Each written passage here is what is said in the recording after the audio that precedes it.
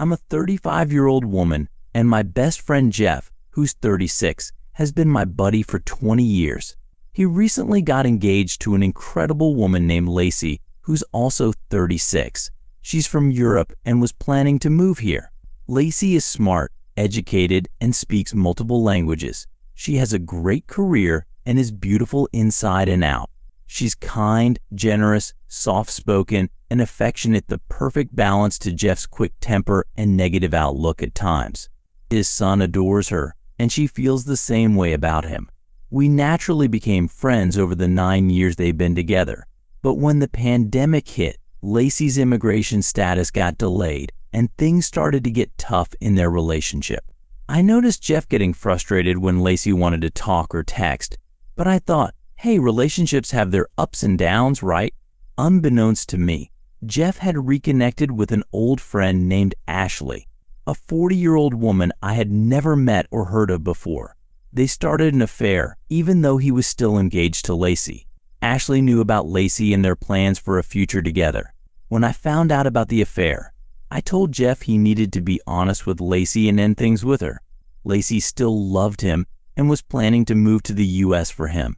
But Jeff strung her along for a while before finally breaking off the engagement, leaving Lacey heartbroken. Despite everything, Lacey and I remain close friends. Meanwhile, Jeff and Ashley continued their relationship, which coincided with her divorce from her third husband. Jeff helped Ashley move out of her ex-husband's house and brought her to her mother's place a couple of states away. Before that, she had a short stint working at a gas station, but then suddenly quit and was unemployed, relying on child support checks for her 3 kids, each with a different father. Jeff isn't wealthy, but he has a stable job with good benefits. What's surprising is that Ashley is the complete opposite of what Jeff usually goes for in a partner. She's got a troubled past, with a previous arrest for domestic violence and child endangerment. It's hard to understand what Jeff sees in her, but he's clearly smitten. Jeff went ahead and moved Ashley out of her ex-husband's house, relocating her to her mother's place a couple of states away. Before that, she had a short-lived job at a gas station, but then suddenly quit and was unemployed, relying on child support checks for her 3 kids, each with a different father. Jeff has a stable income with good benefits, but he's not wealthy. What's puzzling is that Ashley is the complete opposite of what Jeff usually looks for in a partner. She's got a troubled past with a previous arrest for domestic violence and child endangerment, which is hard to reconcile with Jeff's values and preferences. Ashley constantly posts negative comments about her ex on Facebook, while also flooding her page with pictures of her and Jeff, trying to portray them as the perfect couple. It's all quite cringeworthy, including a video of them making out. If Jeff upset her, she'd block his number and refuse to talk to him until he begged her to unblock him on a different messaging app. It was like she had a hold on him. Since they started dating, Jeff has been changing into someone I barely recognize. He's doing things that seem harmful to his goals and values. And to make matters worse, Ashley has been questioning his friendship with me, like she's trying to control who he talks to. Ashley started stalking Jeff's ex-fiancée on social media, liking her photos and sending her friend requests, clearly trying to torment her. Jeff made excuses for her behavior, saying she didn't mean to be malicious. But I'm not buying it. Around the same time, Jeff's healthy dog suddenly died under suspicious circumstances right after Ashley had chosen a new puppy for them. Jeff's behavior changed too. He stopped calling and visiting me as often, only showing up when he needed something. He even asked to bring Ashley to my house to meet us. But I put my foot down. I told him he's always welcome, but Ashley is not. I see her for what she is, a homewrecker, bad news, likely using Jeff for her own gain. And her cruelty towards Lacey is just unacceptable. I want to protect my family from Ashley's harmful influence, so I've drawn boundaries. When I shared my concerns with Jeff, he became defensive and angry, dismissing my worries.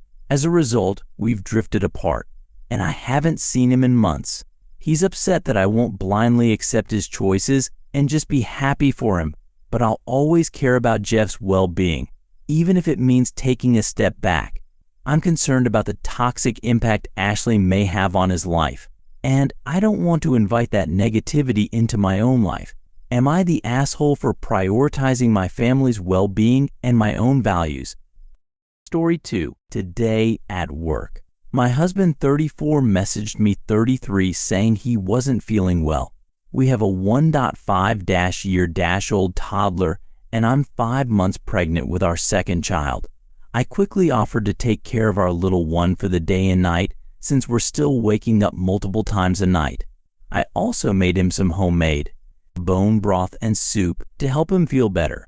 Then he told me he was going to play pickleball with his friends, saying he wanted to sweat out his sickness. I replied that I didn't think this was a good idea, and that he should rest and take it easy instead of exerting himself while feeling unwell. He came home around 10 p.m. This wasn't the first time he'd left me alone. In the past 2 weeks, he'd gone out to play pickleball with friends 3 times a week, and even took a 3-day trip to LA for a friend's birthday, leaving me to care for our toddler by myself. Right now, I'm using my free time to study, so I don't have time for hobbies, friends, or other activities outside of taking care of our family. I want to be supportive, but I feel like I'm being taken advantage of. I've told him that while I'll take care of our toddler tonight, I won't be waiting on him hand and foot if he's sick. It feels like he made a choice to go out with friends and ignore his health, which means I'll have to handle more responsibility and he'll take longer to recover. I still expect him to help me with our toddler so I can have some time to myself and not get overwhelmed.